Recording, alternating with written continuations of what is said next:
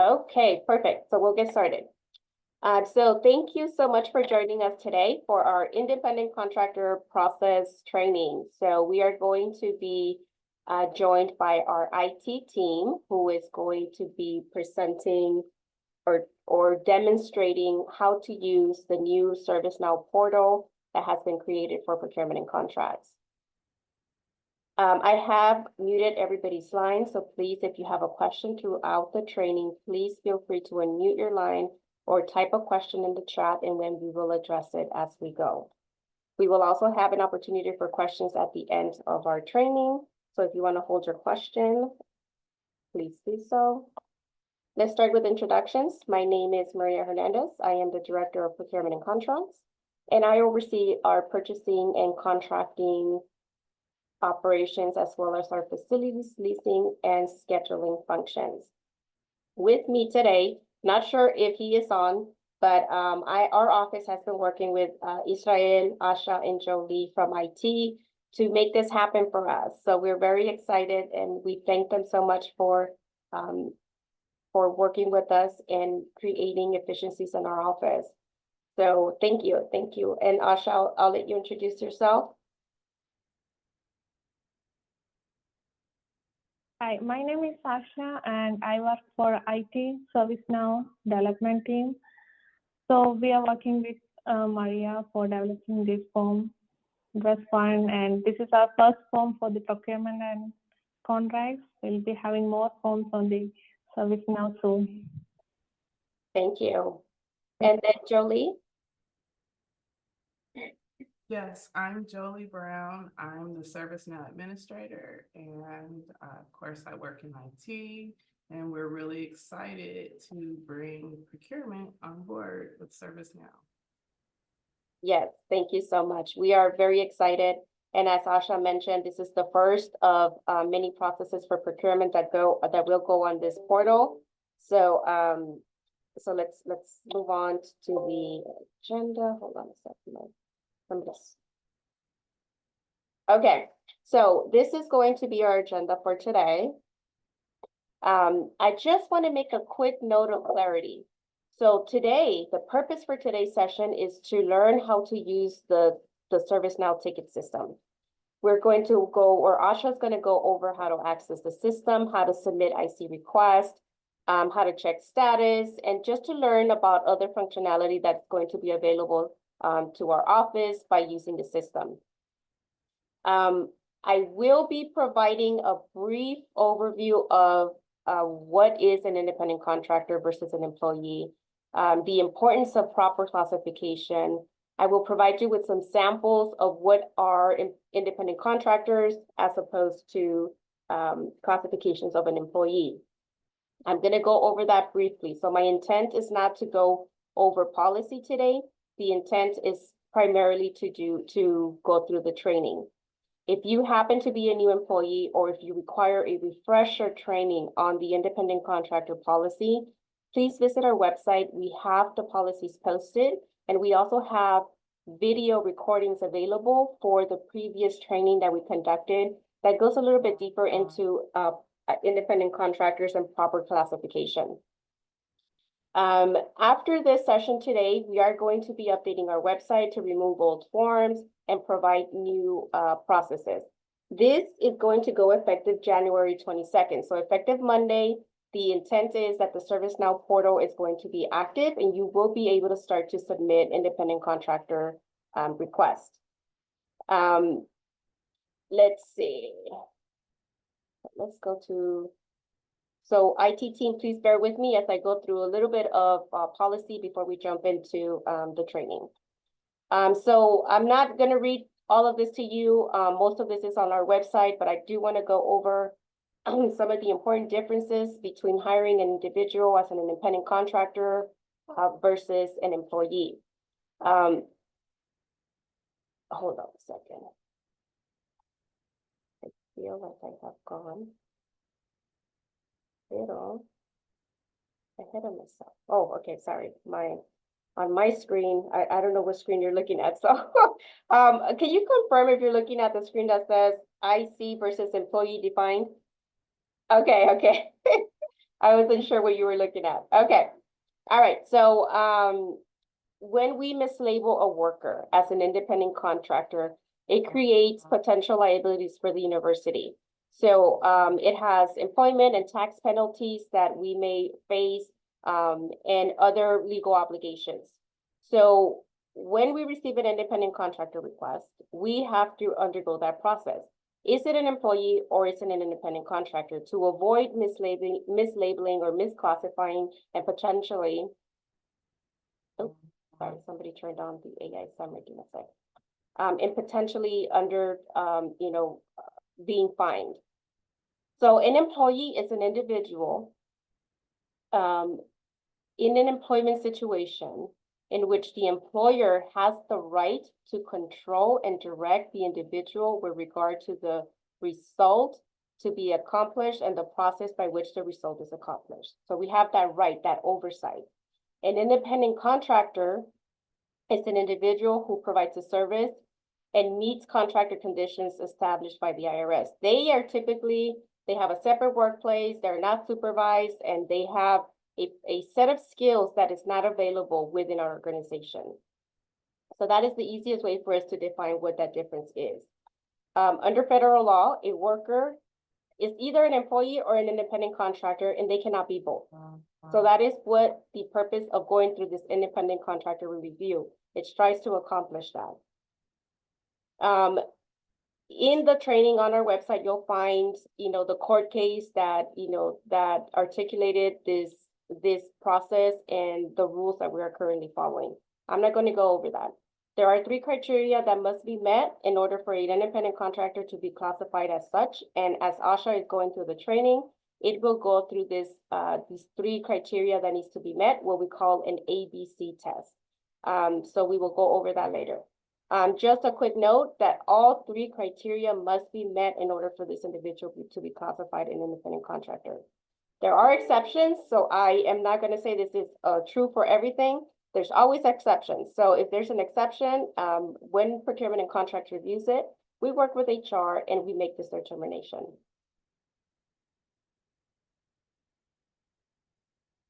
Okay, let me go to the next slide. All right.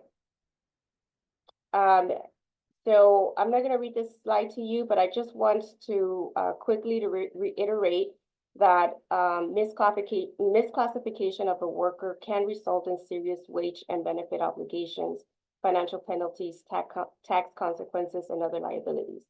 So the purpose of this slide is really just to reiterate the importance of proper classification and potential consequences of not adhering to those rules. This PowerPoint is going to be available to you all on the website in case you need to go and review this information at a later time.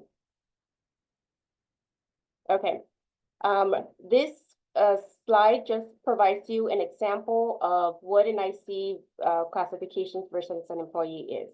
As you can see on the employee side, it simply says any work under a CSU classification. So if there is an employee at the university that performs a specific job, a specific duty, they are an employee and they're not an independent contractor. As you can see from the independent contractor side, there are different categories such as speakers, choreographers, game officials. There are certain classifications that will have to be reviewed, and that is a review that HR conducts to determine what category it falls on to properly classify that. And again, there is exceptions. So once we go through the review process, you will be notified whether it is an approved IC or whether it is an employee, and they have to go through payroll to receive wages as opposed to a check that is cut through accounting to make a payment for services rendered. So I just wanted to make that quick distinction. Okay, that is all I am going to cover on policy. So again, this is not meant to go over what an independent contractor is, cover policy. The intent for today is to go through our new IT service portal. So I am going to turn it over to Asha, who will now start the training. And as we go through the portal, I might stop Asha because I want to explain some things along the way. Primarily, I want to explain how we structured the form and how we added some conditions in the form, as you're answering the questions, it will populate an answer on the screen, like it'll give you a pop-up screen that says, please stop here, this is not an independent contractor, or please stop here, this is not, it'll give you instructions on how to proceed with the form. What we were trying to accomplish is departments completing a form, getting all the way to the end and realizing that you don't have to complete a form. So we try to put those stop measures at the beginning of the form, so that will save you time. Okay, Asha, take it away.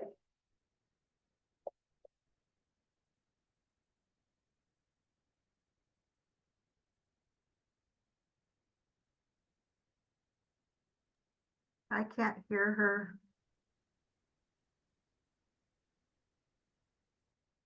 Hi, Asha, we can't hear you at the moment. Yeah, Okay, we got you. Thank you. okay. Okay, let me see whether you are able to see my screen. I can see your screen, yes. Your desktop. Okay.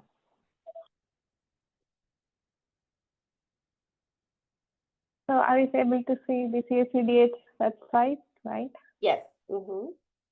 Yeah. So if we want to go with the ServiceNow, we can have a direct link here. So click here, we'll go into ServiceNow IT and click on request support, and you should be logging in.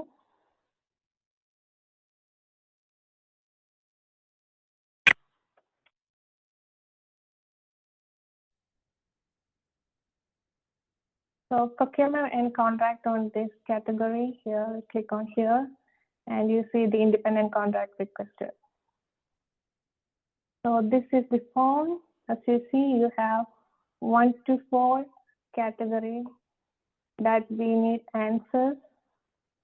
So before submitting, you should have these answers ready. Okay, Asha, let me just jump in real quick. Can you go to the top of the Yeah. page? Yeah. Okay, so let me go over the structure of the form before she goes into how to complete it. So the way that we structured this form is in sections. The idea is that we want you to work with the independent contractor to answer some of these questions.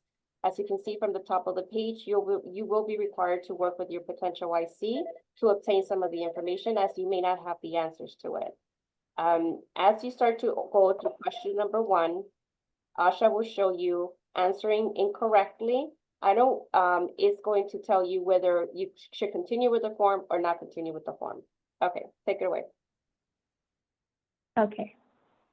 So let's say if you click on corporation, entity as corporation, it will tell, okay, does not require independent contract form. This is, so you are directly either individual or single member.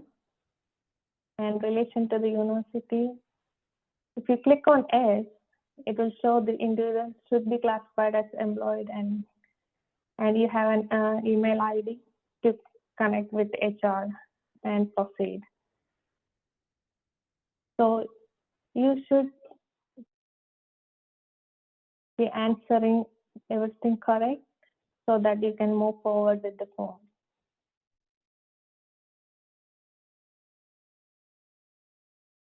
Let's say if you click on no, it will give this pop-up. And here, whether it's for lecture, researcher, or individual, I just selected individual not covered.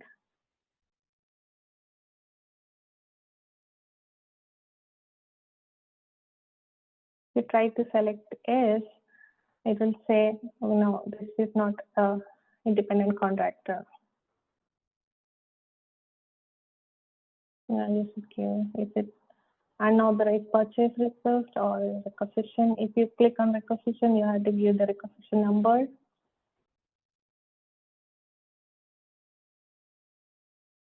I'll give test right now. And email ID. It should be a valid email ID.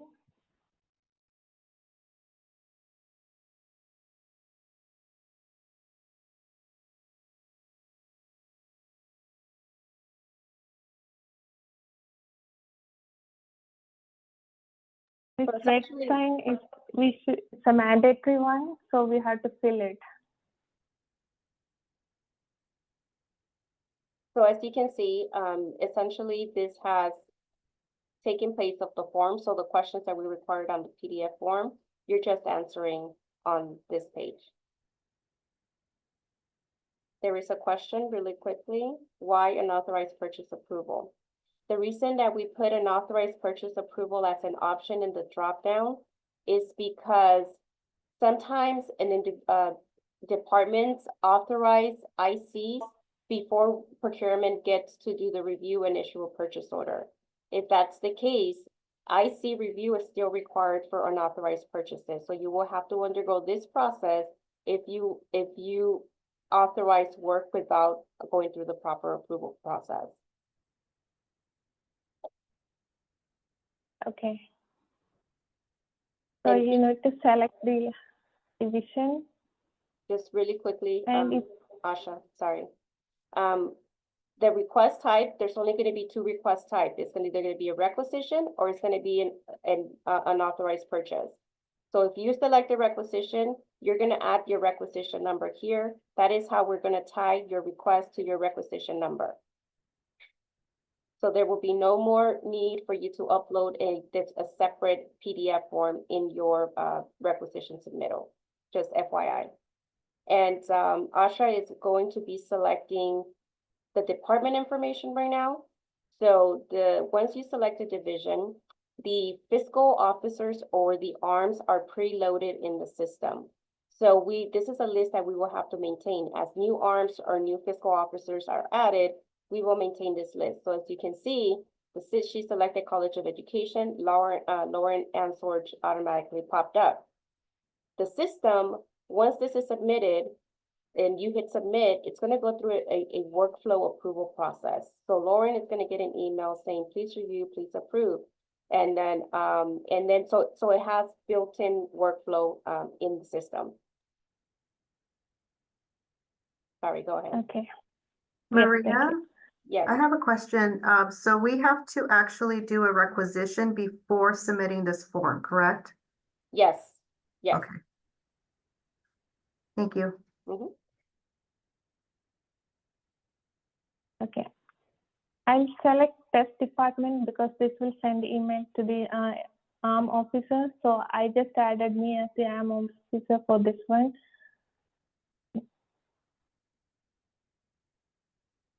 I'll remove this by tomorrow, so we'll be okay.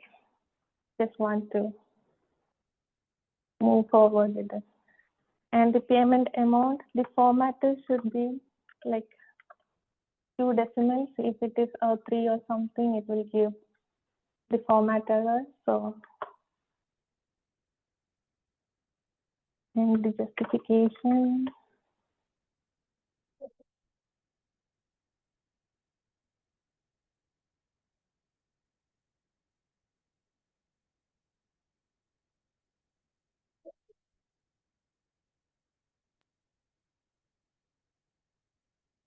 Hi, Maria, we had a couple questions in the chat. I'm not sure if you had the opportunity to take a look or not. Yes, we addressed them, Israel. So yes. Okay, But yeah, requisitions, go first, then you complete your IC. So you can have that rec number, and then no, you're no longer going to have to upload any forms because this is gonna replace that PDF form. sounds good. Thank you. Okay, and as Asha is going through this, I'll go over a couple items. A scope of work template is no longer going to be required, so there's gonna be no separate document that you complete. In the scope of work section, that is where you will type what the independent contractor is going to be performing, what tasks and responsibilities they will have. You will add that in there. The important part I want to point out is the terms of payment. In the terms of payment, right under the scope of work, is where we want you to include information that that pertains to deposits. Does the vendor require prepayment? If so, how much? So see where Asha just put a $50 deposit. That add that information in there so that we know if we are authorizing prepayment. In the terms of payment, if the payment wants to be paid at the day of the event or before the event, we need to know that there. Our standard payment terms are net 30. So anything besides net 30, which is 30 days after receiving that invoice, if it's anything besides net 30, add the terms of payment in that section.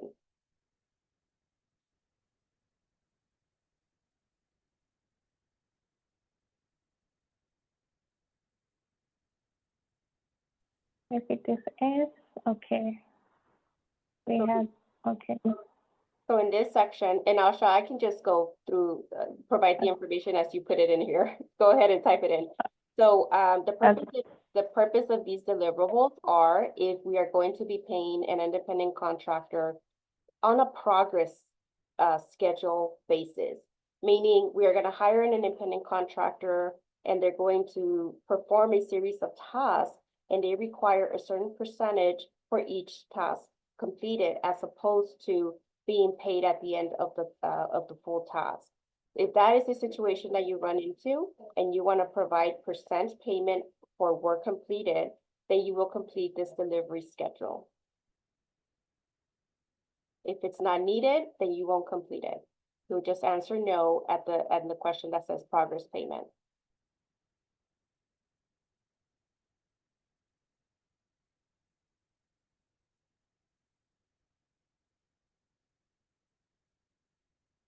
All right, I think we So this,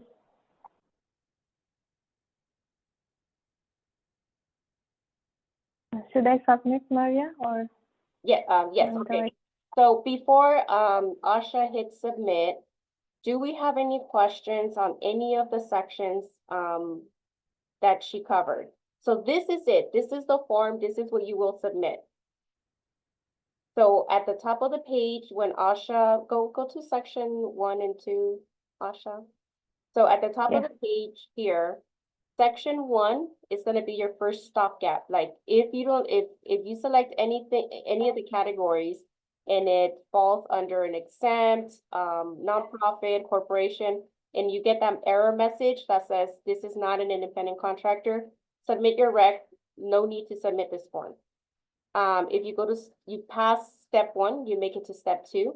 If you get that error message there, it is that you're going to get a message that says, this is not an independent contractor, this is an employee, then you will have to work with payroll to get wages paid.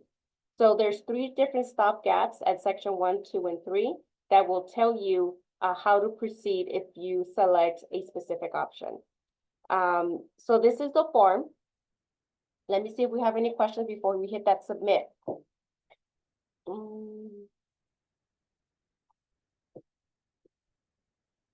So I do have a question. Okay, So we must, I noticed that you mentioned we need to submit a requisition before we submit this form, right? yes. And so can you remind me again, like, in what instances do we need to submit this particular Form. procurement contract IT service request form? So the independent contractor, this form here is required when you're hiring an independent contractor. So if you're hiring a speaker, an individual that is a sole proprietor, this form will be required. So is this taking the place of the old independent contractor form that we fill out? Is that what this is? Yes. So the the 3-page PDF document that you normally fill out, that's taking this place. So you'll know that form is no longer going to be used. So this system is going to be turned on effective Monday. If you are hiring an independent contractor, instead of the PDF form, you will come here and submit the form through the portal. Okay. Mhm. Okay, understood. Thank you. Okay. Mhm.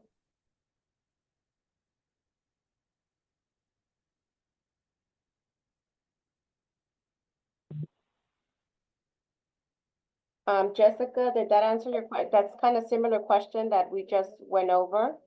So yes, a requisition in PeopleSoft is still required. So you will enter your requisition, and then if you have an independent contractor request that goes to that requisition, that's when you fill this out. And we cannot,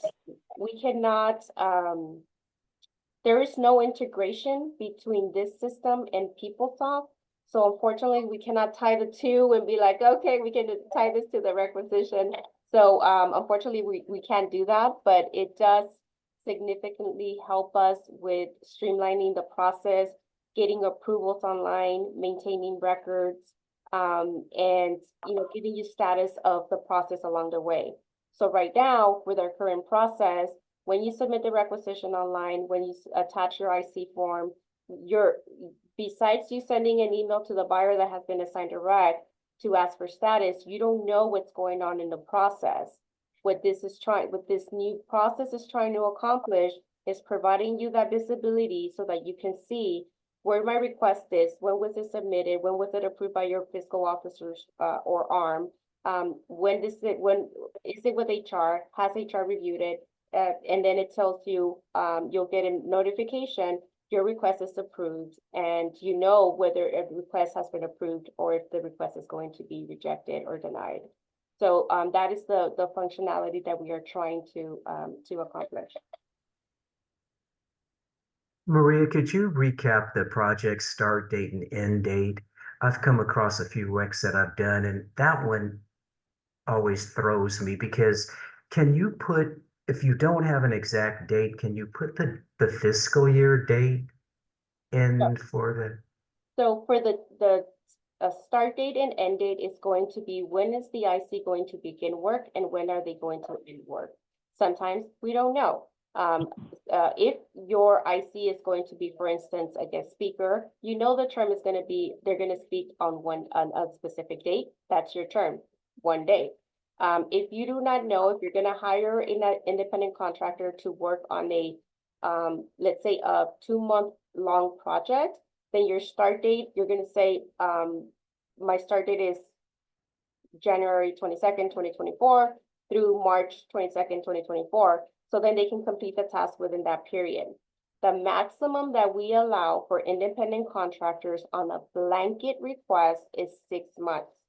So if you're going to hire an independent contractor to do similar work, you can submit a requisition for a period of 6 months for them to complete the same work. So we're not going to process it for different projects, but if you're working on similar work for a 6-month period, then yes, we can authorize a 6-month blanket request. Thank you. You're welcome. There's another question. Let's see, give me a second, let me go back. I answered that. Maria, sorry, can you go over the blanket request again? I'm sorry. The blanket request, yes. So right now, we are only authorizing, this is only if we're hiring an independent contractor. I'm going to use athletics, for example, because we do a lot of independent contractor work for them. We're going to hire an athletic announcer, a choreographer. They're going to be doing the same type of work for an extended period of time. So if they're going to be doing the same thing, same type of work on a repeated basis, the maximum that we will allow is a requisition for a 6-month period. If they're going to be doing work on a one-time basis, then your requisition is going to be for a one-time request for them to get paid. The reason that we cap it right now at 6 months is because after the 6-month period, we have to complete another assessment and another determination of proper classification. What we don't want happening is that we issue a longer period of time, and within that 6-month period, that individual has either been offered employment or is now an employee of the state of California or the CSU. So that is what we're trying to avoid. Is the 6-month policy a new policy? It's not a new policy. We covered the 6-month period when we did the independent contractor training. Should we say in the comment section? Okay, there's a question. Should we say in the comment section of the rec that we will or have also filled out the IC form service now? Will that be helpful? Yes, thank you, Laura. When you're submitting a requisition, it will be helpful for you to say if it's an independent contractor and the form has been submitted. However, if you are familiar with the entering requisitions in PeopleSoft, there is a requisition comment that all requisitioners have to complete. So within that requisition comment section, there is going to be a line that says independent contractors form, and then that's where you'll say yes or no. So that requisition comment should always be completed when you're submitting your requisition. If you are not familiar with the requisition comment, you can go to our website, review the training for requisitions, and we cover it there. Or you can just contact somebody from our team and they will help you through that requisition comment section. So yes, Laura, that is going to be helpful. I'm not sure if I missed any other questions. Jane, piggybacking on Rosita's question, what's the expected processing timeline for this form? My expectation is that we're not gonna have a varying time frame, but I anticipate that we will have an improved timeline. But we don't have it, this is the first time we're gonna roll it out on Monday, so we'll start to gauge how long it takes. Currently, we have about a 1 week processing time between when we receive it and when HR approves it and when we get back to you with the PO. So now that we have this automatic approval workflow, and it's going to go from when you enter it to when your approver approves it, to HR approving it, and back to procurement, we're thinking that we should stick within that 1 week timeline. As we start to use the system more, we will start to get metrics and determine whether that processing time has improved. For right now, because we haven't used it, we don't know we can't gather that data. But once we do it and we do a refresher, we can provide those metrics. But our goal is the timeline will remain the same with a goal of improving that processing timeline.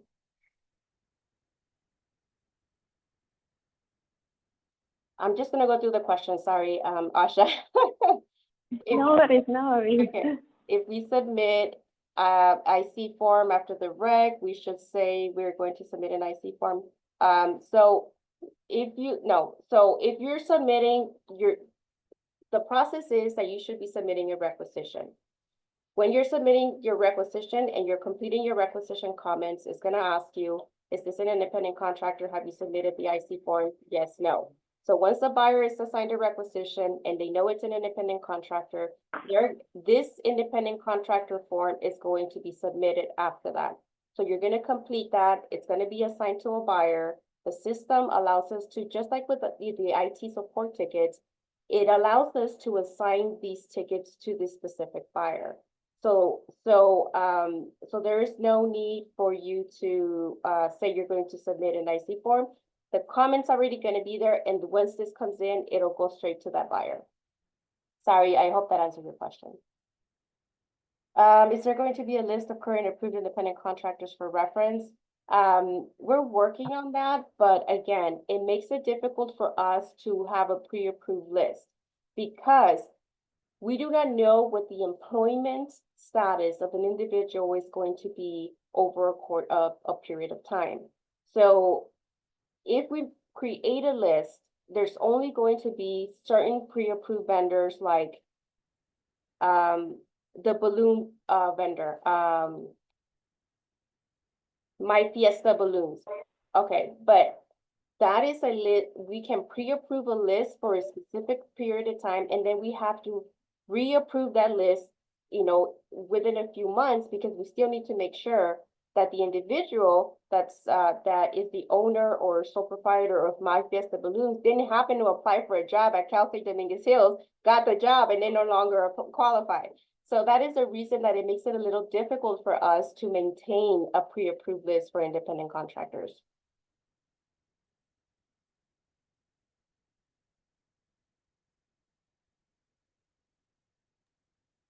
Thank you, Maria.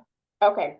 I am going to continue going through the questions. Hopefully I didn't miss any, but Asha, you can go ahead and go through the rest of this. Yeah.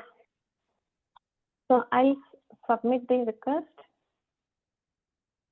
and the user will be getting an email that says that you submit a request, and I'll show you.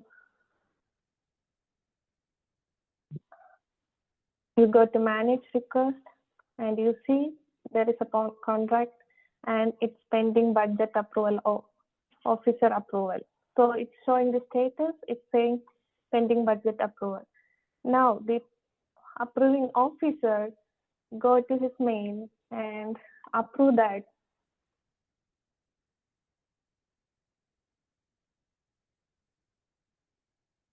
So the user will be getting an email telling that a request for independent contractors received and ticket number and all these wordings.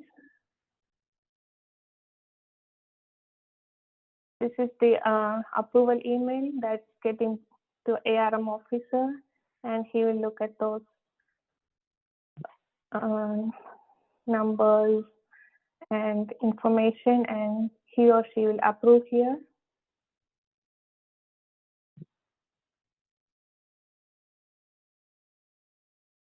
Now the status of the request will change to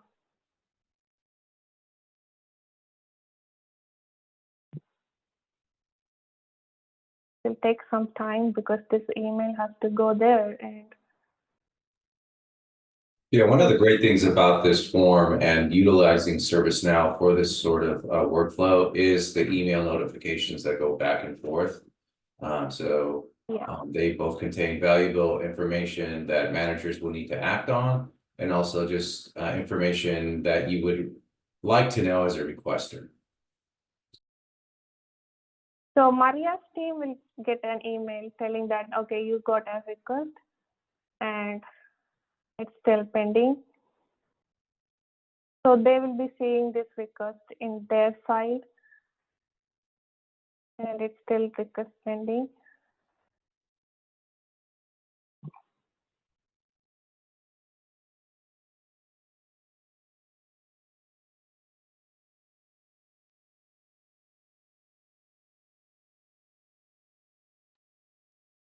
So obviously in the demo, Asha's playing both approver and requester, and for all So intents and purposes, once this is live, it'll be two separate people doing this.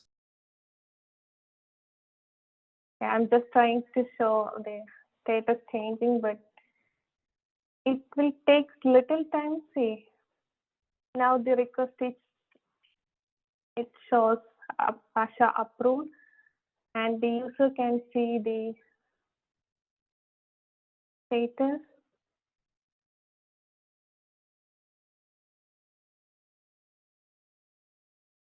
This is now under procurement pending review. Now the Maria's team goes here.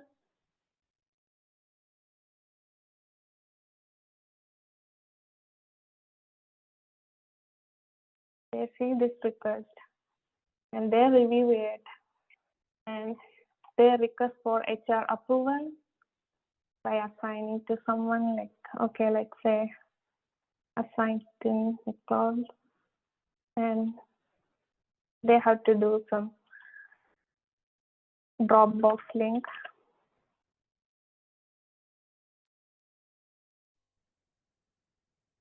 I'm just adding. Right. We don't house social security information in ServiceNow, rather we use the secure Dropbox links for that information, just a heads up for everybody. Yeah, so the request is sent to the HR, and now the user can see what is the status.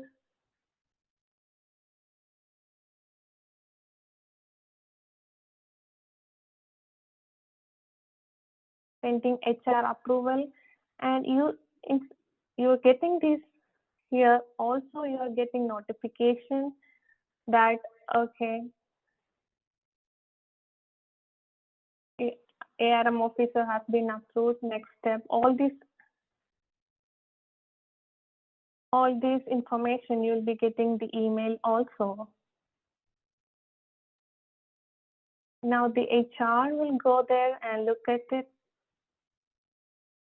I'm acting as both HR and procurement team. Sorry for that. So Jana will come here and she's one request and she look at the request. And she's able to see all the forms submitted and she can decide whether she want to approve it or not. And she approve or reject. Let's say we'll approve. Again, this approve and this will take little time. So to update the status.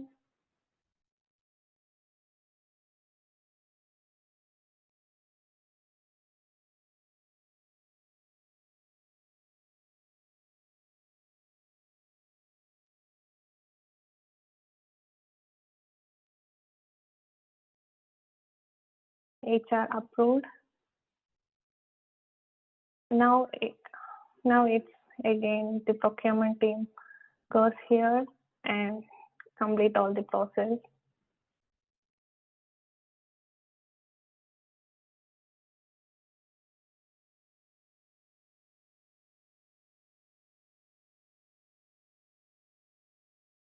They have to complete all these text boxes and approve and complete. And the user is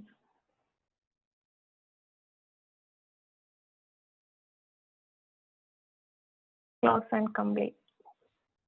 And the user all these emails.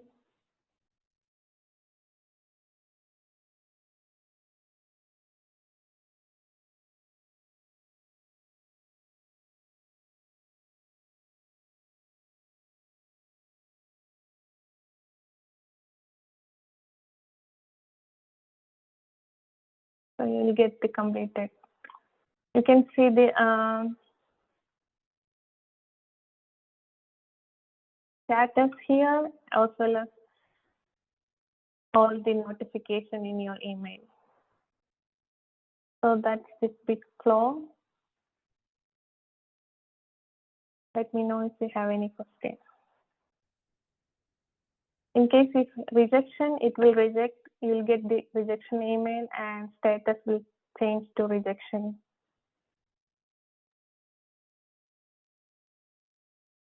Right. Maria, you can take it from here. Okay.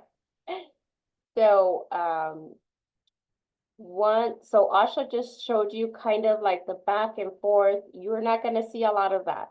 Asha was walking you through the procurement view, through some of the approver views.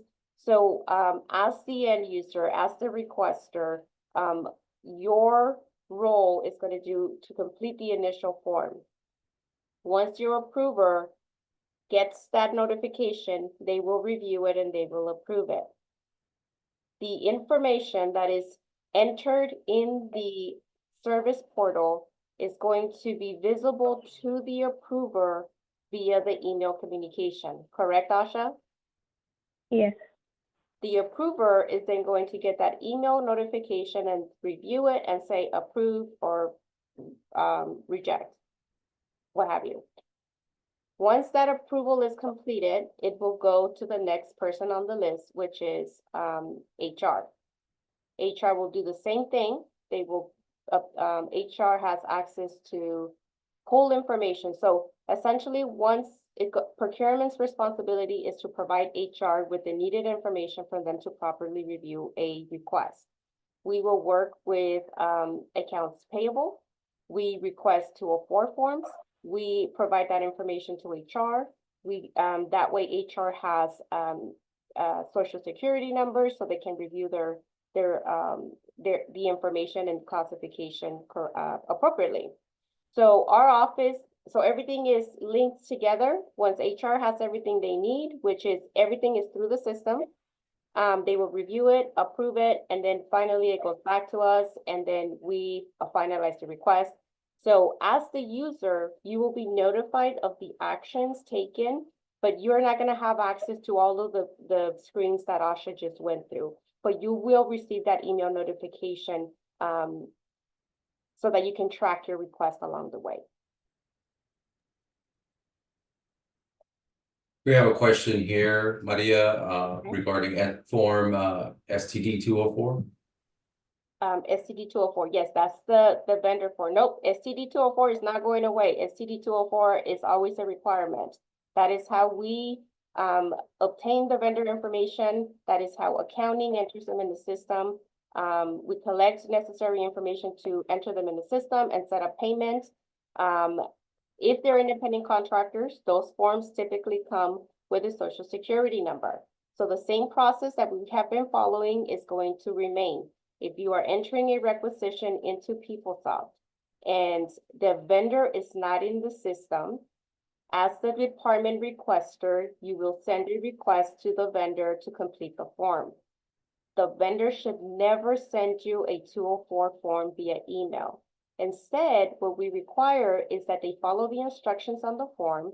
There's a Dropbox link on the 204 form. They click it and they upload the form themselves. What we're trying to protect is the social security number being routed through email, which could potentially be breached, and we don't want to be responsible for that breach. So that is the process as a department that you will take when requesting the 204 form. Our office in procurement, when we get a requisition and we see that the vendor is not in the system, we go to accounting. We have a shared box that we work on for 204 forms, and we see if that 204 form has been submitted. If it has been submitted, that is how we work with them to provide that information to HR. So that process you don't have to worry about, but if it is a new vendor, it is we do request that you send the 204 form. So by the time it gets to us, it's ready to go, and we don't have to delay the request by requesting the form. There was another question regarding liability waivers. I've answered that. And there's another question about, so that is not something that we will be responsible for, correct? I'm assuming that means the liability waivers. No, the liability waivers are a responsibility of procurement and contracts. When a buyer is assigned a requisition, they will review your request. They will review the scope of work. What is that vendor completing? What tasks are they going to be performing? Based on that assessment, procurement will determine if we need to request insurance from the vendor, or if the activity is low risk, that we can request a liability waiver signed by that vendor. We will take care of that. You don't have to send those liability waivers out. That is a procurement function. I hope that's what you were asking, Jessica. What about the hospitality form? The hospitality form remains the hospitality form. That is not in the service portal.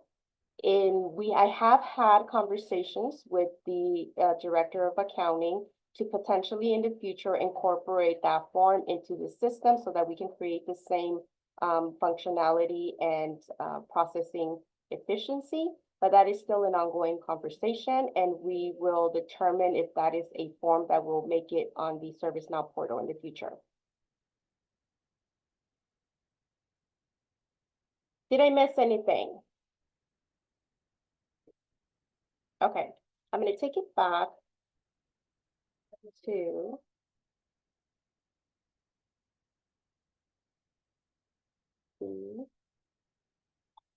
can you see, are we back to the PowerPoint? Yes? No, No, okay. My share did not work. Let's see. How about now?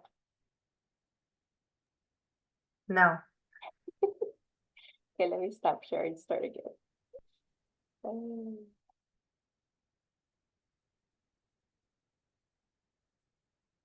Yes, yes. Yes. Okay, thank you. Okay, so the next slide really just provides you with resources.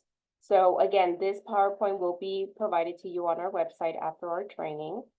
Independent contractors policies and procedures provides you with a one-page kind of overview of independent contractor process. The second one is a more detailed technical letter that was released by the Chancellor's Office. You can review that here. And then of course our FAQ. If you go to our website after this training, please note that it is going to be the current forms and some of the current workflows that we will revise after today so that starting on Monday when we go live, the information will be reflecting ServiceNow instead of the current process that we are following. All right. So from here, I just want to open it up for questions.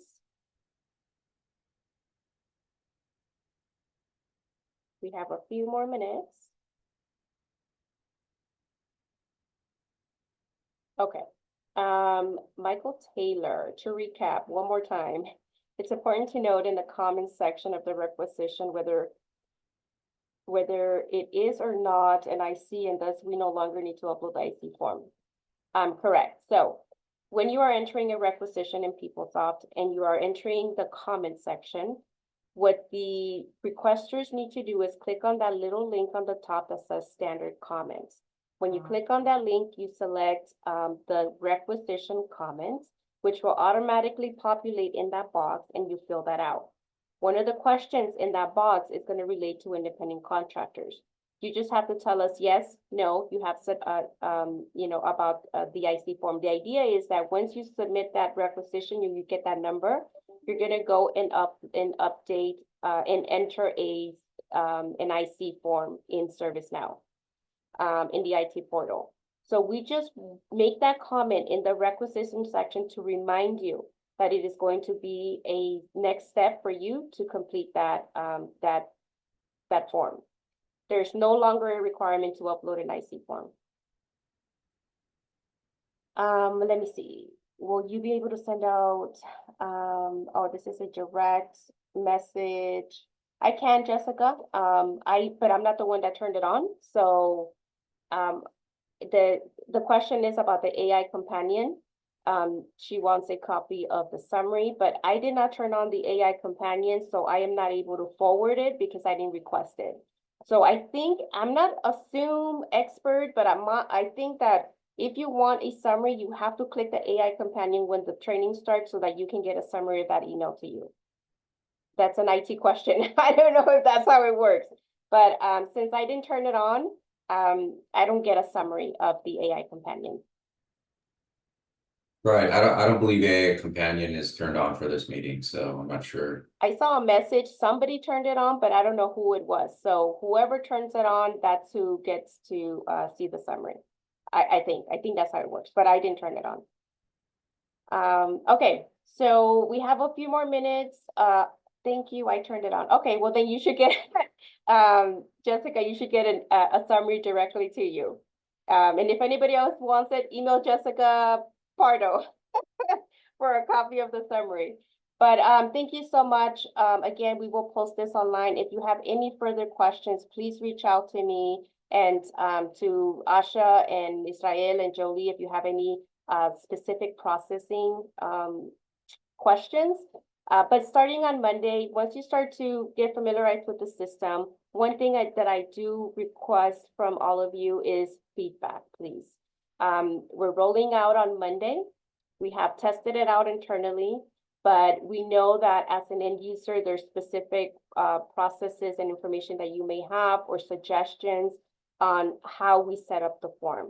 So if you find anything that needs to be revised, updated, or possibly improved, please shoot that over to me so that I can work with the IT team and build that into the future phases of our rollout, and possibly, hopefully, we can accommodate the requests. But please provide that feedback. That's going to help all of us. If one individual identifies one area, it might help everybody improve the process in its entirety. So thank you all again. Thank you, Asha, Jolie, and Israel for joining me today, and have a good rest of your day. Great work, everybody. Thank you so much, and my apologies for being late. Have a great weekend. No worries. Have a good weekend. Thank you.